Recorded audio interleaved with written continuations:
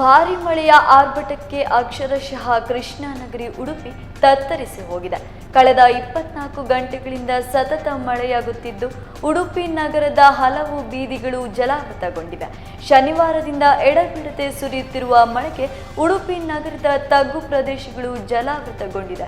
ಜಲಾವೃತಗೊಂಡ ಮನೆಗಳಲ್ಲಿದ್ದವರನ್ನು ಸುರಕ್ಷಿತ ಸ್ಥಳಕ್ಕೆ ಸ್ಥಳಾಂತರಗೊಳಿಸಲಾಗುತ್ತಿದೆ.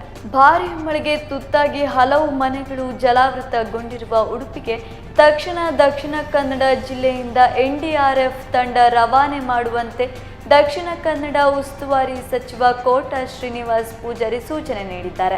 ಭಾರಿ ಮಳೆಯ ಆರ್ಭಟಕ್ಕೆ ತತ್ತರಿಸಿದ ಕೃಷ್ಣಾನಗರಿ 4 ದಶಕಗಳ ಬಳಿಕ ಪ್ರವಾಹ. ಭಾರಿ ಮಳೆಗೆ ಉಡುಪಿಯ ಮಲ್ಪೆಯಲ್ಲಿ 3 ಬೋಟ್ ಮುಳುಗಡೆಗೊಂಡಿದೆ.